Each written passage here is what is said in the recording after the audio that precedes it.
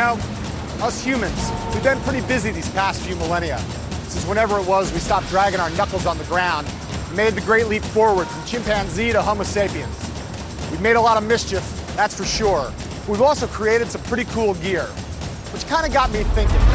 Thousands of years from now, when learned scholars gaze back and try to list the most important, transformative, world-changing inventions in the history of humanity, what's likely to make the cut? The electric light bulb? The steam engine? The internal combustion engine? The airplane? The automobile? And of course, sliced bread. But right up there in the pantheon, alongside all that stuff, is a more recent breakthrough, a new invention that came out of nowhere. The invention in question is, of course, the World Wide Web, an amazing and surreal universe that spawned huge fortunes, upended countless industries, and changed the way that much of the world works, plays, communicates, shops, and even falls in love. My name's John Heilemann, and I'm here to tell you the story of the web's rise from obscurity to global ubiquity. It's a tale I know like the back of my hand, because as a journalist, I had a ringside seat for the whole shebang. For more than a decade, I was right here in Silicon Valley, witnessing up close the moments that shaped the internet age. That age began with a vicious power struggle to decide who would control the future of the just emerging web. Jim Clark starts literally pounding the table, and he's like, we have to take this thing public. We have to take it public right now. Close of trading, I had made $663 million. A struggle that would end with an epic courtroom battle. I have no idea what you're talking about. And that would forever be remembered as the browser war. We were like a deer in the headlights with Microsoft in front of us, so, you know, what do we do? What do we do? It was all hands on deck. This is not a drill. They're gonna crush us, they're gonna crush us. We have to destroy this company.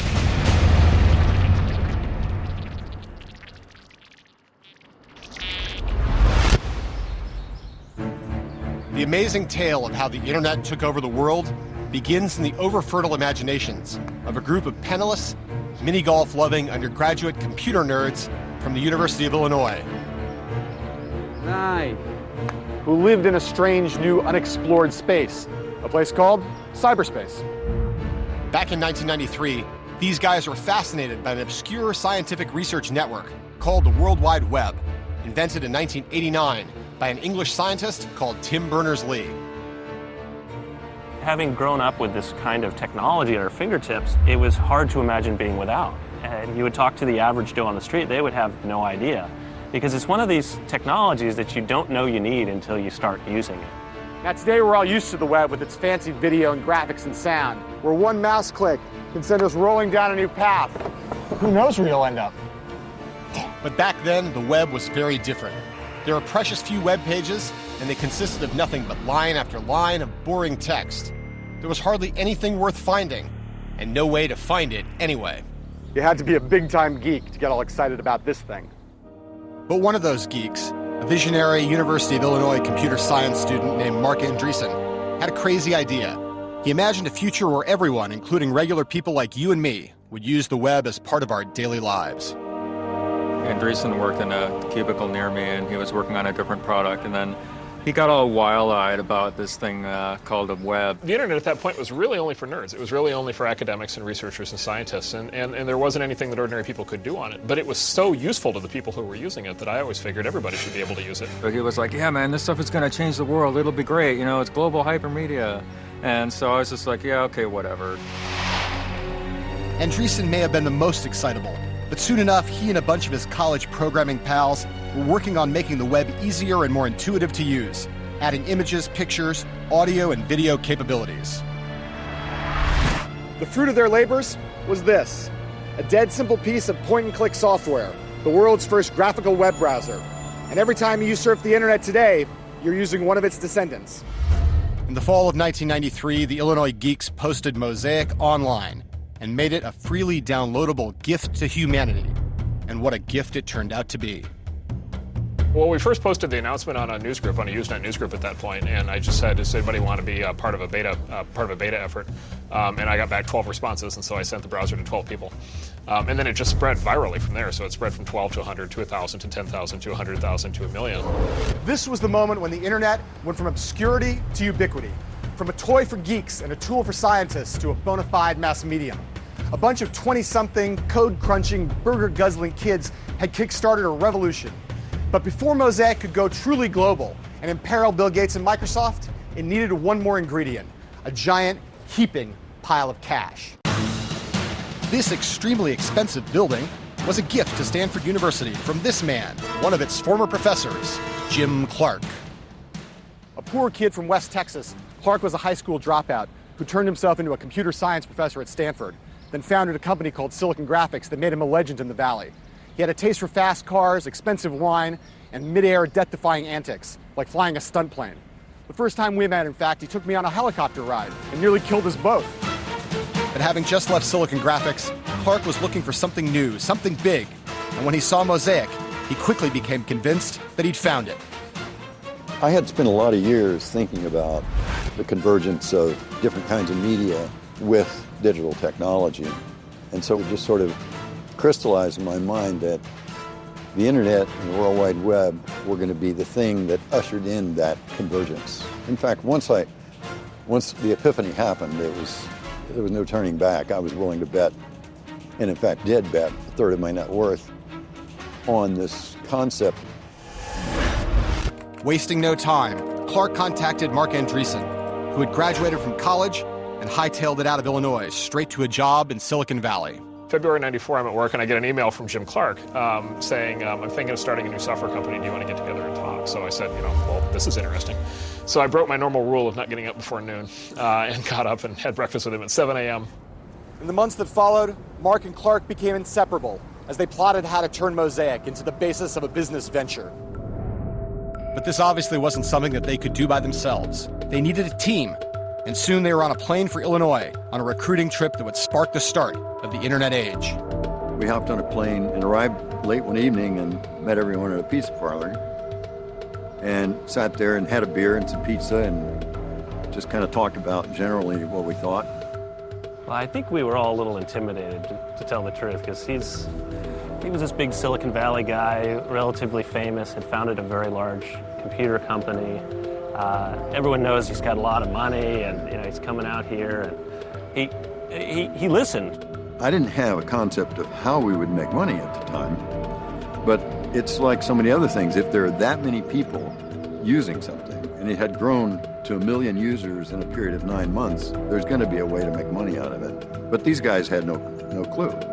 What Clark cared about right now was getting the Illinois geeks on board, so he made them an offer beyond their wildest dreams. Each of us comes back a little starry-eyed, a little dazed, and for me, just in junior year of university, I was just like, getting a full-time job offer before I've even graduated for that kind of money, it's like, oh, wow, yeah, man, why would I turn that down, In hindsight, it might seem obvious that the web browser would change the world. But although Jim Clark may have grasped that insight, most people didn't, including the one person you would have expected to get it immediately, Bill Gates. Gates, of course, was the co-founder and CEO of Microsoft, the most important and fantastically profitable high-tech company of them all. Over the course of 2 decades, Microsoft had established a near monopoly over PC operating systems and had used that monopoly to gain a vice-like grip over the entire computer industry. The web was cyberspace as a wide-open road, fast-moving and exhilarating, and it would take you absolutely anywhere that your curiosity led you. But Bill Gates thought that the information highway should be a toll road on which Microsoft controlled all the toll booths, and we would all have to pay to drive. Thanks a lot. Gates' online system was called, surprise, surprise, the Microsoft Network. And in 1994, lots of smart people assumed that he would succeed in foisting down the world, like he usually did. Here was the information superhighway that futurists had been predicting for years. And although Gates didn't realize it yet, his worst nightmare was about to come true. A gang of kids as young and ambitious as he himself had once been were about to threaten everything he stood for and everything that Microsoft had achieved.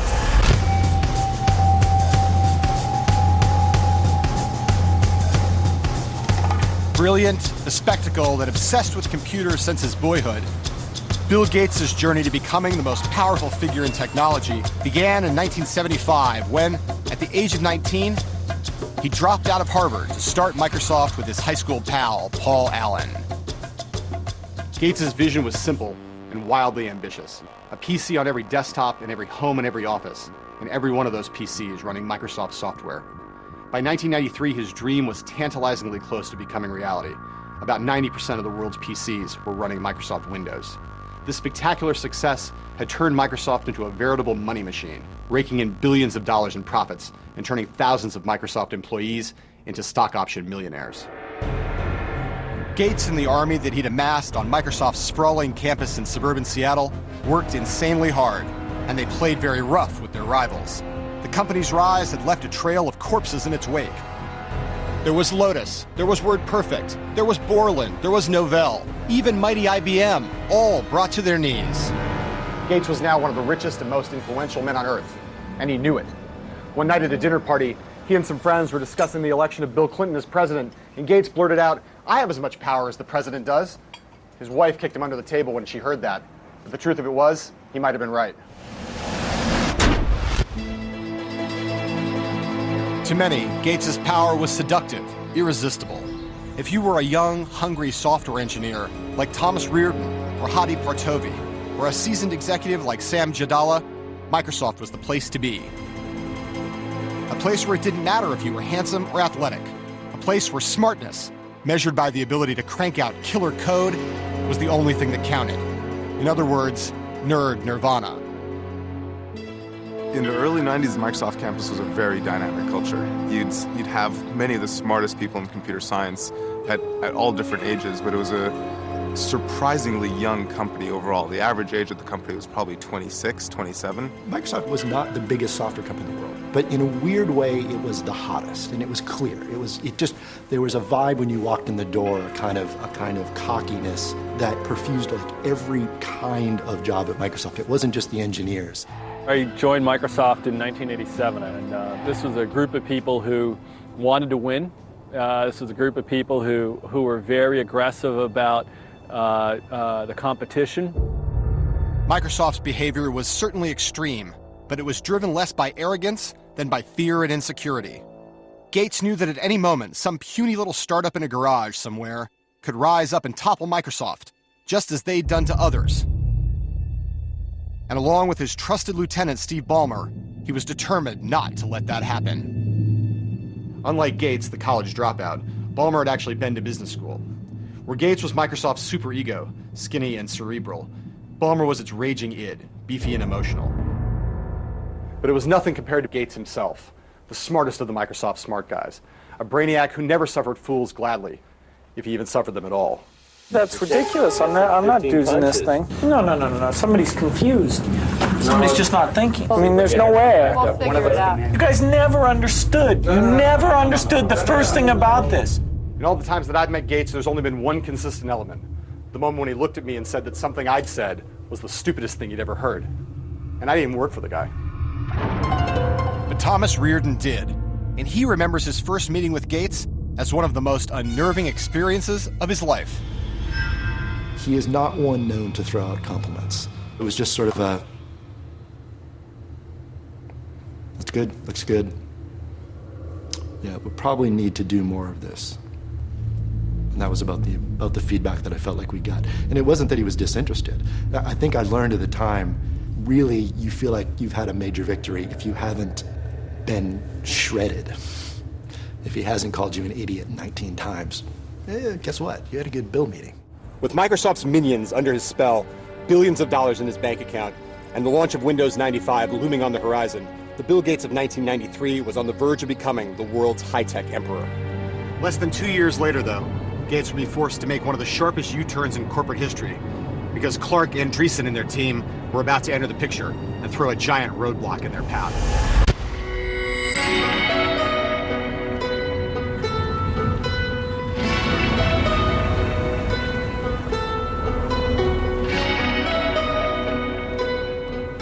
Certain parts of the world have always been magnets for certain types of people. LA is for actors, Las Vegas is for gamblers, Paris is for artists. This 30-mile stretch between San Francisco and San Jose has always been a magnet for, shall we say, the technologically inclined. In the summer of 1994, this place had become home base for Jim Clark and his renegade band of young web browser pioneers. In the next few months, they would launch the fastest-growing software company the world had ever seen, Netscape Communications. Under the watchful eye of Clark, the Netscape guys were adherents to the cause of spreading the reach of the still embryonic web, and hopefully getting rich in the process. But first, they had to deal with a severe case of culture shock. I've never been out to California before, and when I got here, I'm like, how come no one told me about this place before? This is the Mecca. Yeah, this is kind of the Disneyland for geeks out here. It was also a brilliant move to take a bunch of guys, move them out of their home environments and just drop them into a new company because we didn't know anything else except work. The plan was simple. Back in Illinois, the gang had created the first graphical web browser, Mosaic. Now they would work like maniacs to build a new browser based on that and turn the internet into the future of commerce and communication. Just another day at the office, right? I think the mission as communicated to me and the rest of the group was to take over the world as quickly as possible. You know, nothing big, nothing really grand, just go out there and make software so compelling and so great that you'd have to be an idiot not to want it. That was the way Jim expresses things. It's like there's no small goals. It's go out there and take over the world. And so we were all really pumped up to go out there and do something that was great. But everyone at Netscape knew that time was of the essence. The web was becoming more popular with every passing day. The fear was that another, more powerful company would see its potential and launch a browser before Netscape had a chance to. There was an extreme sense of urgency once we started, because we all knew that this wasn't a hard thing to do. And they were right to be worried, because back in Seattle, even though Bill Gates still had his doubts about the web, some Microsofties were aware of Netscape. Thomas Reardon at one point contacted the young company to sniff around for information and found that whatever their inner fears, Netscape gave off a different public vibe, one of supreme arrogance. We were kind of aware of them at a distance, so called up and talked to an executive there and basically got told to go pound sand. And I was like, wow, like every company I called was like, wow, Microsoft's calling. Netscape, 15 minutes and just told me to not interested, and not just not interested, but don't even try calling back. When you're at Microsoft, you kind of get used to being kind of lords of the industry and everybody paying you some homage. At some point in time, nothing. It's clear that Netscape culturally already perceived Microsoft as the people to take out. On the 13th of October, 1994, after months of feverish non-stop coding, Netscape's new web browser, Navigator, finally hit the streets. From this moment, conflict was inevitable, with Netscape cast as the upstart David and Microsoft as the mighty Goliath. Now, you might not think that David would have much of a chance in this fight, but from the moment Netscape's browser, Navigator, was launched, it was an instant runaway success. The night of the first release, we set up in one of the conference rooms, we set up a computer to watch the downloads, and we had a sound effect where there'd be a cannon shot every time somebody downloaded the software. And, after a while, it sounded like a war, because there was just cannon shot, it's just continuous cannon shot. Soon, the web was spreading like wildfire around the globe. The internet age had truly begun, and it had nothing to do with Microsoft. There was a point probably when Netscape got 1 million downloads, and suddenly we thought, what's going on? 1 million downloads? That's a pretty big number. But the truth is that Microsoft's worries about Netscape ran a lot deeper than its little browser. And to understand why requires just a little technical understanding. In the computer business, the companies that have the most power control what's known as a software platform. That's the software on which other programs run on top. With its near monopoly over the Windows operating system, Microsoft controlled the ultimate platform. It was the one on which the whole computer business rose and fell. And for years, it was impossible to imagine that anyone could ever challenge its supremacy. But now Bill Gates' many rivals in Silicon Valley began to imagine a different future. A future where the browser could be an alternative platform, one where you could carry out all your computing needs online, thereby leveling the playing field in the industry and rendering Windows, the most profitable software in the history of man, completely irrelevant. Netscape's sudden success was impossible for Microsoft to ignore. Suddenly, Bill Gates got it. Not just the importance of the web, but the scale of his own strategic blunder and the need to rectify it right now. Late one night, Gates sat at his computer and pounded out a memo to his troops entitled, "The Internet Tidal Wave." he declared that the web was, quote, the single most important development in computing since the PC. And he wrote about Netscape as, quote, a new competitor born on the internet, a competitor that Microsoft absolutely had to, quote, match and beat, which meant to destroy. This was a just complete take a right turn, everybody right now, starting not like next week or next month, but starting tomorrow, figure out how your job changes. Bill's message to the company was, let's go find lots of ways for us to now engage in this new battle. It was absolutely like a your country needs you, sort of every man, all hands on deck kind of call to action. That's probably, you could argue, the beginning of the browser. In 1993, the internet was unknown and unloved outside a tiny circle of hardcore computer hackers and scientists. But by 1995, the situation had changed dramatically. Now, thanks to the wizardry and the manic energy of a bunch of engineers here in Silicon Valley, the internet was becoming a full-scale phenomenon, a technology being compared in its importance to television and the printing press. Leading the charge was Netscape. Its browser was quickly becoming the gateway to the web for millions of people. The company had just hired a respectable CEO, and revenues were rolling in. The future looked incredibly rosy, or did it? This man certainly didn't think so. His name is Gary Reback, a well-known antitrust lawyer in Silicon Valley who back in the summer of 1995 was limbering up for the fight of his life. Like many in the Valley, he knew that Bill Gates would be coming after the internet, and he knew better than most, from a career of clashing with Microsoft on behalf of his Valley clients, that when Gates came after your business, one thing was certain: there would be blood. Now Reback had been hired by Netscape, and right away he saw that the young company had grossly underestimated the threat that it was facing. Netscape's business plan assumed that Microsoft would either obey the law or someone would force them to obey the law. Now, I suppose that's not an unreasonable assumption. After all, if you start a business, you don't expect a competitor to just burn your plant down. You don't expect a competitor to go to your distributors and threaten to put them out of business if they carry your product. But you know what? That's exactly what Microsoft did. The problem for Netscape was that Microsoft and Bill Gates now perceived the young company to be the primary threat to their continued dominance. In the opening salvo of the high-tech war, Gates dispatched a special group of envoys, including Thomas Reardon, for a face-to-face powwow behind enemy lines here at what back then was Netscape's corporate headquarters. What resulted was a meeting that would be one of the most controversial in the history of modern business. That the Microsoft-Netscape meeting took place here, that much we know for sure. But what actually happened behind closed doors remains the subject of intense and bitter debate.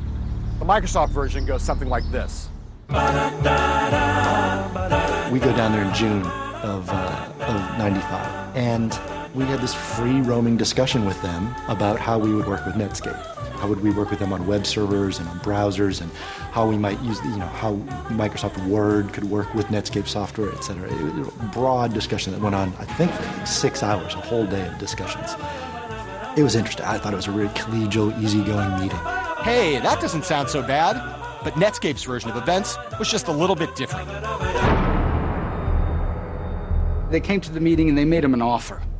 And the offer was, I win and maybe you're there, or I win and you're not there at all. Those are the two choices, basically. It was kind of like that scene from The Godfather. I mean, Netscape got made an offer they couldn't refuse. I was a baby, and me and some of the other kids there went down and, Godfather style threatened Netscape. It's absurd. It's absurd on its face. Microsoft offered us $1 million for unlimited access to all our technology, and it'd be a one-time fee. So essentially they said, we'll buy your whole business for $1 million. Take it or leave it, because if you leave it, we're just going to copy everything you do. I remember thinking at the time, if this isn't illegal, it should be. If what Netscape claimed was true, it meant that Microsoft had broken the law. American antitrust law, to be precise. The point of that law was to constrain the behavior of companies that held monopolies, which most sane experts agreed Microsoft had with its Windows operating system. Within hours of the meeting, Netscape instructed Gary Reback to alert the U.S. Justice Department about what had taken place and to start laying the groundwork for a lawsuit against Microsoft. But Thomas Reardon smelled a rat. why did Netscape have antitrust counsel? Not just any antitrust counsel, but the legendary Gary Reebok, the guy known, famous, for going after Microsoft for years, trying to stir up a government suit against Microsoft. You know, effectively we had been had. The meeting had been set up. A paranoid theory? No doubt. At the time, Netscape was the hottest young company in high technology. So why would it need to try and set up Microsoft? On Wall Street, analysts and bankers had begun to sing its praises, talking about the bright prospects ahead if Netscape were to launch an IPO. I looked at our projections for Netscape and realized that there was a chance that Netscape could be the fastest growing software company ever. Jim Clark starts literally pounding the table, and he's like, we have to take this thing public. We have to take it public right now. And everybody in the room was like, really? Like, are you sure? What was fascinating about those early days is the growth numbers were extraordinary. You could just almost predict that we were going to have something between 60 and 80 million in revenues for the year. Now hold on here. Wait a minute. Let's think about this. Before Netscape, the standard rule on Wall Street was that a company needed to have at least a year, and preferably 2, of strong and growing profits before it could even think about going public. But Netscape in August of 1995 had only been in existence for a year. It didn't have a dime of profits, and it had no idea how it was going to make them. And as Jim Clark told me at the time, the only reason that he wanted to go public so fast was because he needed a giant windfall so he could build the world's biggest computerized yacht. So under these circumstances, going public was lunacy for Netscape, right? Certainly that's what most of the company's employees thought. Wrong. On the day of the IPO, Netscape stock went through the roof, igniting the internet boom that would rage for the rest of the decade.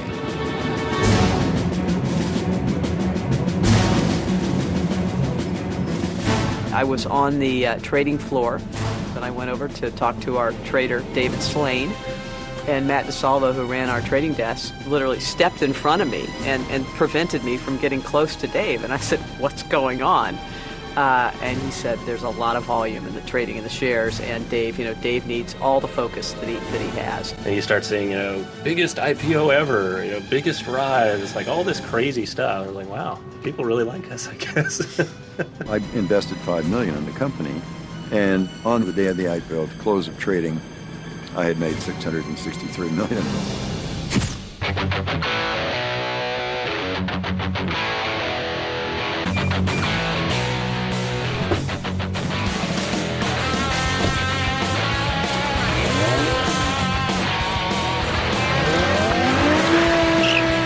High on their own fumes, the Netscapies began to think they were invincible. They treated even their allies with arrogant indifference.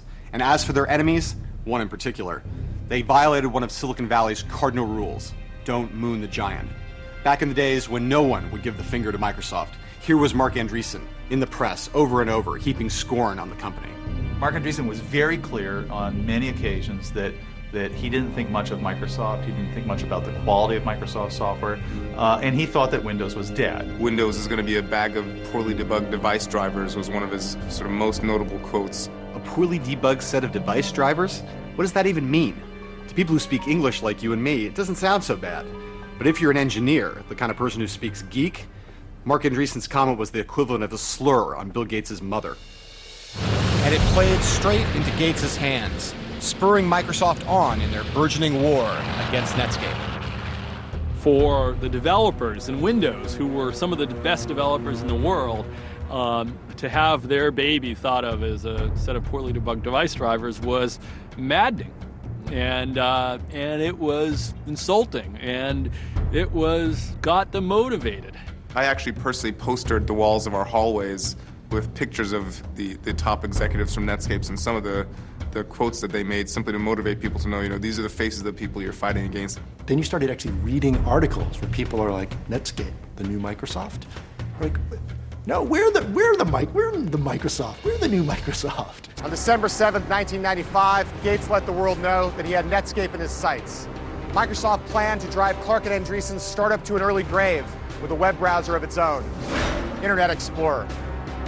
Microsoft hastily arranged a press and analyst meeting in Seattle. They did it by design on the anniversary of the attack on Pearl Harbor, and it was called the Pearl Harbor Day, and the view was they were going to attack Netscape with all that they could. Everybody at Microsoft, every last group, every last product was lined up and focused against Netscape. We could say it was focused on the internet, but it was against Netscape. That was it. It was everything. It was all hands on deck. This is not a drill. We have to destroy this company. With traffic on the information highway accelerating rapidly, Gates had pulled out all the stops, pouring millions of dollars into the web and turning Internet Explorer into a do-or-die cause at Microsoft. The sleeping giant had awakened, was how he put it, and now Netscape was about to find itself in a world of trouble. So maybe, just maybe, it had been a mistake to moon that giant and get its dander up. Maybe Andreessen should have been just a little bit less confrontational. If you want to explore that with other people, I'm fine with it. Okay. But I think I'll take a pass. Andreessen announcing that Windows would be irrelevant was probably not such a hot idea. I think they just got their dander up and decided we're going to smack them in the head. Despite Netscape's head start, Microsoft's Internet Explorer team had some real advantages. Vast financial resources and reserves of coding talent, and a leader, Bill Gates, who was willing to do anything, up to and including breaking the law, to annihilate Netscape, the fresh-faced company that now ruled the web, captured the public's fascination, and threatened to finally undermine Microsoft's rule of fear. I remember going back to college and talking to some friends and telling them that, I was working on building a Microsoft competitor to Netscape, and people just laughing at me, thinking, what are you thinking? There's no way. Our psychology, if you will, in the Internet Explorer team, maybe even the Windows team in '95, was that we were behind. In 1995, people didn't even differentiate the web from Netscape. They would say, I'm going to go browse Netscape. They wouldn't say, I'm browsing the World Wide Web or the Internet. The word for that thing was Netscape. Microsoft's plan was straightforward. Analyze Netscape's every move and imitate it. Release version after version of Internet Explorer and slowly chip away at Netscape's lead in browser market share, 1 percentage point at a time. My typical day was I'd get up, feed the kids breakfast, maybe take them to daycare, get to work around, let's say, 9:30 in the morning, and then I'd stay till 3:30 in the morning. I'd come home, get about 4 hours of sleep, get up, have breakfast, take kids, go to work, and then work 9:30 to 9:30. We didn't get any extra pay compared to other Microsoft employees. We were just scared for our product would lose. And it wasn't just the engineers who were working as if their lives depended on it. Gates also had at his disposal another formidable weapon, his shadowy army of salesmen. Secretive, relentless, and sometimes underhanded, their mission was clear: to put Netscape Navigator out of business by whatever means necessary, to cut off its air supply, as one Microsoftie put it, and to shove Internet Explorer down the throat of every Microsoft customer. The people who sold software to PC manufacturers were like a dark cult of people who you just knew just kept making money in ways that maybe we didn't even want to know how they were making money. They're like ninjas. They're like, you don't ask them what they do, they go in and they do these deals. They're $500 million deals. These are big multi-year sales deals. And they would do whatever it is they did, and I didn't want to know, and people around me didn't want to know. Gates' army of silent salesman assassins used all kinds of sharp-edged tactics to stop PC manufacturers from installing anything other than Internet Explorer.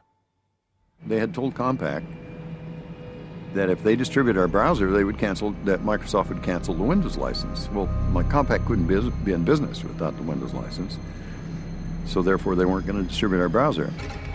Whatever else might be said about Microsoft's dirty pool, it was working.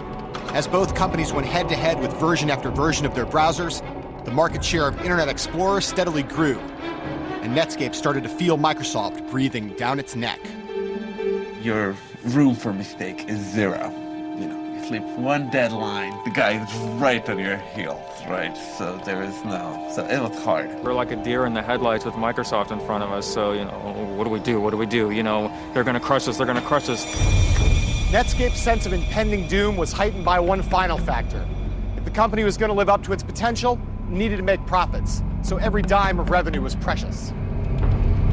But Microsoft had billions of dollars in the bank, which let it do something extraordinary. Rather than charging money for its web browser, as Netscape had to, Microsoft was able to give Internet Explorer away for free, bundled and seamlessly integrated into the Windows operating system. With IE4, it was over. I mean, it wasn't, oh, we're going to win. With IE4, we had 80+% of all browser users, everybody. By September 1997, the browser war was over. Microsoft had emerged triumphant. Netscape was reeling, its business on the ropes, its very survival in doubt.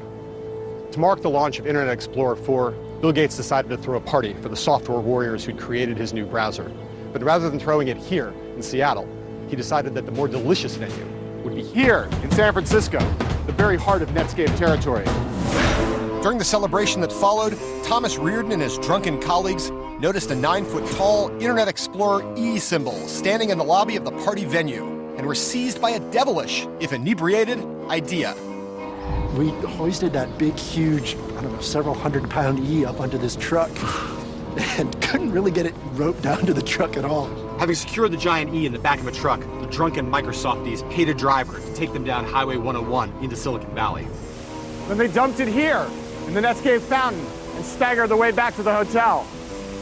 So I came into work, and here's this giant E on the front lawn, and the people start strolling in, and everyone's talking about the E. And it was seen at the time, at least by me, as not a movement of strength by Microsoft, but a movement of weakness, of like a kind of neener, you know, we can do this, you know, look, we can stick something on your lawn.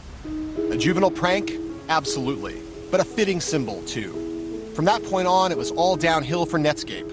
A year later, its market share now in single figures and dwindling, the company that ushered in the internet age was acquired by a bigger, but much uncooler company, AOL. You know, there was a sense that we were building something to last, and then at that point, seeing it get rolled into AOL, it's just like, you know what? It's gone. That's it. It's not going to last. And that was pretty hard. Jim Clark, too, was bummed about Netscape's demise, but he had a few million, ways to console himself. I invested $5 million in the company, and in the end made close to $2 billion, and that's a little bit more return than you need. All of the original Netscape engineers made their millions too, but in the end were left to ponder what might have been. You know, we were no saints either. Oh, we were much better than that. We were much better, yes. We would have been benevolent rulers. No, we would have been evil. I just know that now, but I mean, we never got the chance to be truly evil. Jim Clark and his gang of coding misfits may have been defeated, but at least for them, the war was over. For Microsoft and Gates, however, quite the opposite was true. Now they were about to face a foe far larger and more implacable than Netscape. It was an enemy unlike any that Gates had ever tangled with before. It didn't reside in Silicon Valley, and it barely knew software from sausages. But it would threaten to tear Microsoft in two. The enemy was the United States government, which had come to believe that Gates wasn't a hero, but a kind of high-tech terrorist. It's 1998, and the United States Department of Justice, prodded by Microsoft's enemies in Silicon Valley, and particularly by Netscape and their Rottweiler lawyer, Gary Reback, has launched a historic antitrust lawsuit against Bill Gates' company. The government has accused Microsoft of using its Windows monopoly to engage in a wide variety of predatory and exclusionary business practices to prevent consumers from accessing Netscape's products and thus to put the pioneering startup 6 feet under. How does precluding Netscape from being distributed by computer makers help consumers? It can't possibly help consumers. Doesn't help Netscape. The only person that helps, the only entity it helps is Microsoft. That's clearly over the line. Now, with Microsoft's future hanging in the balance, the man who had declared himself as powerful as the president saw his company hauled into court, accused of being law-breaking miscreants, and had himself been forced to endure a marathon videotaped deposition. They had asked him questions and filmed his answers before the trial. And I think this was something new for Bill Gates, somebody asking him real hard questions that he couldn't refuse to answer. You type in here, importance, high. No. No? No, I didn't type that. Who typed in high? A computer. Here was the world's richest man, as the public had never seen him before. Petulant and passive-aggressive, obfuscatory and obscurantist, as a quibbler, a pedant, an amnesiac. a baby. I've never seen a stamp like that. I've never used a stamp like that. Haven't you seen stamps like that in every single one of the documents that you've been shown during this deposition? Can you get me all the exhibits? Just a waste of time. It is a waste of time. I have no idea what you're talking about when you say ask. And so he came across in those tapes as not quite being truthful. In court, the government showed Gates on screen, denying any knowledge of the infamous June 1995 meeting with Netscape, saying indeed at the time, quote, "I had no sense of what Netscape was doing." But then the court was shown an email sent by Gates to some of Microsoft's top brass a few weeks before the meeting, outlining his strategy for dealing with Netscape. Gates declared that he thought there was, quote, "a powerful deal to be done with Netscape," and that maybe Microsoft should, quote, "buy a piece of them or something," adding that he, quote, "would really like to see this happen." Did we have people who pushed it and did deals that probably in retrospect they shouldn't have? I would say, yeah, I think that we did. That made it very tough on our competitors because we took advantage of our position. And clearly, unfortunately, that's what, became the dark cloud over Microsoft. Federal judge in charge of the Microsoft case issued his final verdict. Guilty, guilty, guilty. And he recommended that the company be broken up, causing its stock market value to plunge by $30 billion overnight. The verdict brought the highest kite's Internet Explorer team crashing down to earth. But it was even harder on Gates himself. The trial had taken a tremendous toll on Microsoft's boss. It wore him out, beat him down, made him physically sick. At one point, I was told by some Microsoft board members, Gates had even broken down in tears at a company board meeting. Eventually, however, a federal appeals court, though it agreed with the judgment that Microsoft had indeed systematically broken the law, decided the verdict was too harsh and rescinded the order to split the company in two. To many people, it seemed as if Microsoft had gotten away with murder yet again. But now, a few years later, standing here at Stanford in front of the Gates Computer Science Building, ironically just around the corner from the building that Jim Clark paid for, the story doesn't seem quite that simple. As the trial concluded, Gates handed over his position as Microsoft's CEO to his number two, Steve Ballmer. And soon he began to focus more and more of his time and effort on his philanthropic interests, housed at the Gates Foundation. What's clear is that very much like J.D. Rockefeller, that robber baron of an earlier age, Gates may wind up changing the world as much with his charity work as he did at Microsoft. What's equally clear is that Microsoft is no longer the force it once was. The cowboy swagger and bravado that defined the company in its golden years is gone.